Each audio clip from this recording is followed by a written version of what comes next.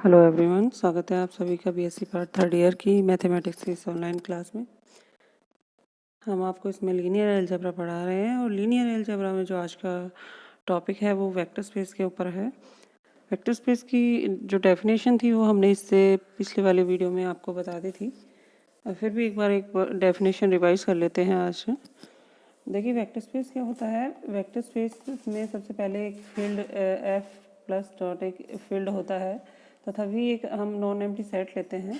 ठीक है, तो जो वी होता है वो क्षेत्र एफ पर एक वेक्टर स्पेस कहलाता है यदि वी में परिभाषित दो संक्रियाएं, यदि वी ओवर एफ में परिभाषित दो संक्रियाएं सदिश योग व अदिश गुणन। सदिश योग और अदिश गुणन मैंने बताया था आपको। सदिश योग किस तरह का ऑपरेशन है, इंटरनल ऑपरेशन है, और अदिश गुणन है ये एक्सटर्नल ऑपरेशन है। यानी जो सदिश योग plus from V cross V to V and अदिश गुणन dot from F cross V to V, इनके साथ ये जो वी है ये एक वेक्टर स्पेस बनाएगा यदि ये कुछ प्रॉपर्टीज, ये 5 प्रॉपर्टी यहाँ पे दी हुई है, इन पांचों प्रॉपर्टीज को सेटिस्फाई करे। फर्स्ट प्रॉपर्टी क्या है, वी एडिशन ऑपरेशन यानी प्लस, यानी सदिश योग के साथ एक क्रम विनिमय समूह है।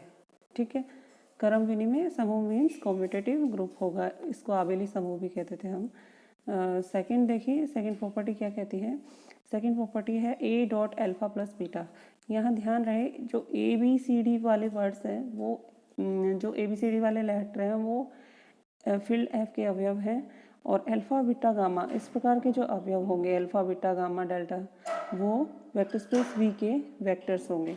ठीक है, तो A dot alpha plus beta this is equal to A dot alpha plus A dot beta for all A belongs to F and for all alpha beta belongs to V. Third property देखिए, A plus B dot alpha is equal to A dot alpha plus B dot alpha for all A B belongs to F तथा for all alpha belongs to B. Fourth property कोष्ठक में A B dot alpha, इसको हम इस प्रकार भी लिख सकते हैं ए कोष्ठक बंद बी डॉट एल्फा। ठीक है, ये भी for all A B belongs to F and for all alpha belongs to V. Fifth property है कि one dot alpha is equal to alpha होगा for all alpha belongs to V. ठीक है, alpha के सारे अवयवों के लिए वन डॉट एल्फा करेंगे तो अल्फा ही आएगा। फिर वन क्या है, वन है क्षेत्र एफ की यूनिट एलिमेंट, है ना, इसको इकाई अवयव या गुणात्मक तत्समक भी बोल सकते हैं। ठीक है, तो इस प्रकार जो हमारा वेक्टर स्पेस होगा over field F with two operation plus and dot, ये एक सदिश समष्टि कहलाएगा यदि ये पांचों प्रॉपर्टीज जो दी हुई है उसको संतुष्ट करता हो। ठीक है, ओके, नेक्स्ट देखिए, कुछ बातें हैं यहाँ पे ध्यान रखने योग्य कि जो वेक्टर स्पेस वी है उसके जो अवयव हैं, जो वी है उसके अवयवों को वेक्टर्स यानी सदिश कहेंगे, और जो फील्ड है ना, फील्ड है उसके एलिमेंट्स जो होंगे उसको हम स्केलर्स या अदिश कहेंगे। ठीक है, दूसरी बात इसमें यहाँ पे ये थी कि यदि कोई वेक्टर स्पेस है और उसमें केवल एक ही अवयव है, जीरो एलिमेंट, ठीक है, तो उस वेक्टर स्पेस को नल स्पेस या ट्रिवियल स्पेस कहेंगे, या कह लीजिए शून्य समष्टि या तुच्छ समष्टि कहेंगे। ठीक है, नल स्पेस और ट्रिवियल स्पेस एक ही बात है, बस वो जीरो स्पेस जो था उसी के नाम है ये नल स्पेस और ट्रिवियल स्पेस।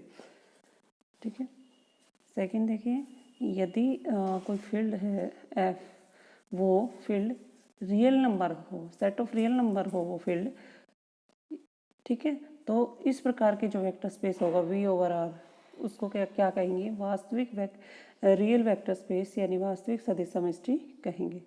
इसी प्रकार यदि फील्ड मेरा कॉम्प्लेक्स नंबर हो, सेट ऑफ कॉम्प्लेक्स नंबर हो, ठीक है, समश्र संख्याओं का क्षेत्र, सी क्या है, सेट ऑफ कॉम्प्लेक्स नंबर यानी हिंदी में कहे तो सम्मिश्र संख्याओं का क्षेत्र।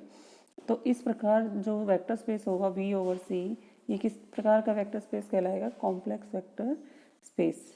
ठीक है, कॉम्प्लेक्स वेक्टर स्पेस या सम्मिश्र सदिश समष्टि।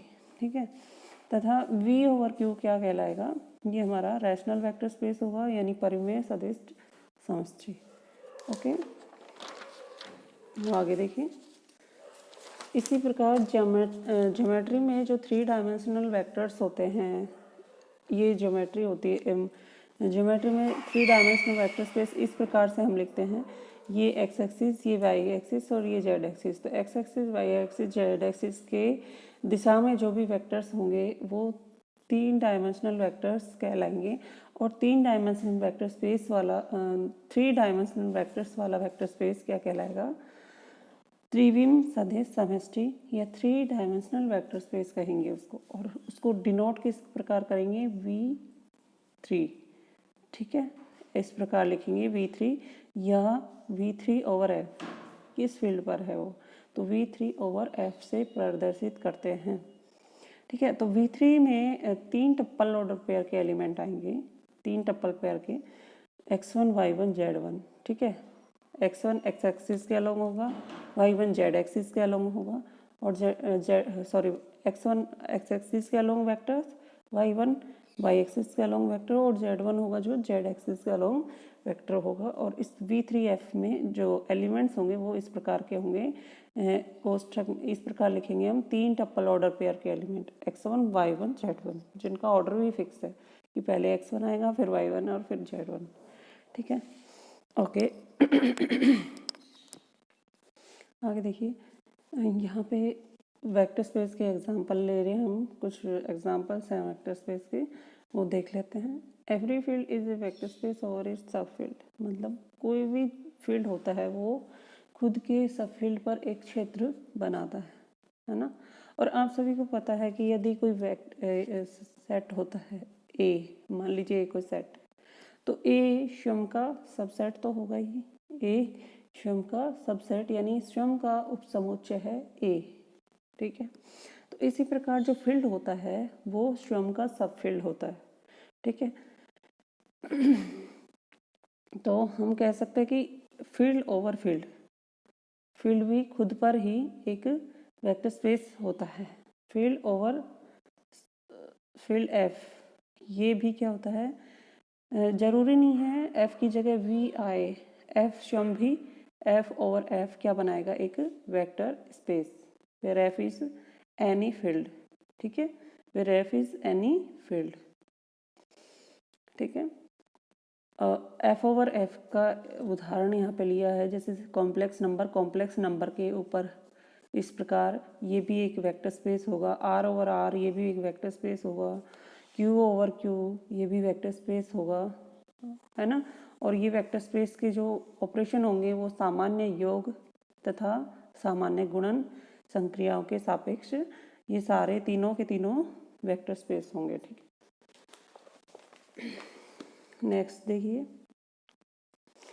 ओके, यहाँ देखिए एक रिमार्क्स है कि complex number over R, C over R, R क्या है, फील्ड है, सी क्या है, फील्ड है, लेकिन जो आर है सी का सब फील्ड है ना, आर कंटेन्ड इन सी, ठीक है।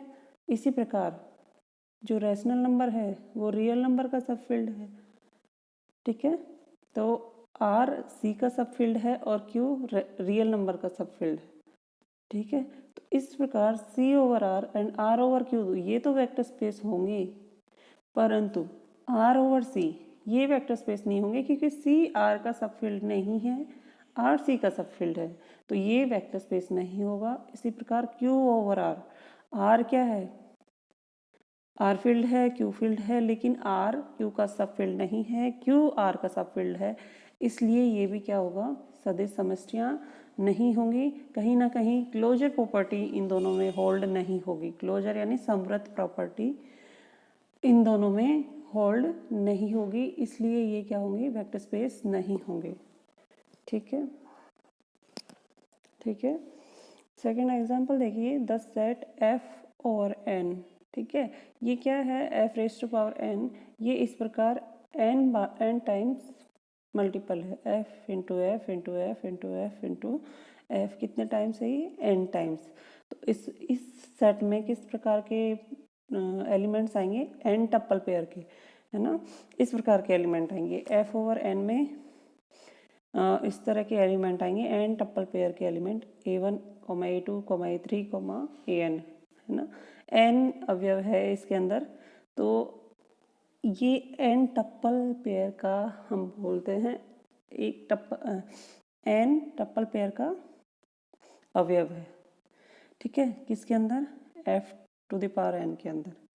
ठीक है, तो ये जो होगा ओवर f, इसी के फील्ड f पर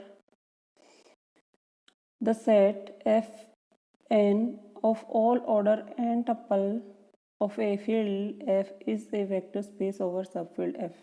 ठीक है, तो Fn ओवर f ये क्या बनाएगा? वेक्टर स्पेस बनाएगा, जिसमें जो Fn है उसमें जो अवयव हैं वो n टप्पल पेयर के इस प्रकार के एलिमेंट आएंगे। ठीक है, ये n टप्पल पेयर का एक अवयव है।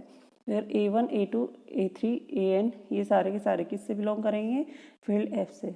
ठीक है, नेक्स्ट देखिए, इस vector space Fn over f को हम इस प्रकार भी लिख सकते हैं, v यहाँ पे n और f इस प्रकार भी लिख सकते हैं। Vn का मीन्स यही है कि Vn में जो भी एलिमेंट्स आएगा वो n टप्पल पेयर का एलिमेंट्स होगा। ठीक है, इस प्रकार का एलिमेंट्स होगा Vn के अंदर।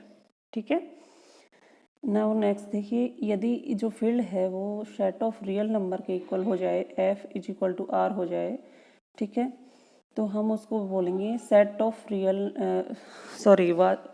वो यदि जो फील्ड है वो r के इक्वल हो जाए, तो यहाँ भी r आएगा, यहाँ भी r आएगा, तो इस प्रकार का जो वेक्टर स्पेस बनेगा r⁴n ओवर r, ये क्या हो जाएगा? वास्तविक यूक्लिडियन n समष्टि कहलाएगा। ये इसको बोलेंगे इंग्लिश में रियल यूक्लिडियन n स्पेस। ठीक है, और यदि जो फील्ड है हमारा कॉम्प्लेक्स नंबर c हो जाए, तो वहाँ पे Cn ओवर c को हम क्या बोलेंगे? सम्मिश्र यूक्लिडियन n समष्टि यानी कॉम्प्लेक्स यूक्लिडियन n स्पेस कहलाएगा। ठीक है, तो यहीं तक था आज का जो टॉपिक पढ़ाया हमने। इससे नेक्स्ट टॉपिक में हम इसके कुछ क्वेश्चन और थ्योरम्स हम आपको पढ़ाएंगे। तब तक के लिए घर पे रहिए, सुरक्षित रहिए, and thank you so much.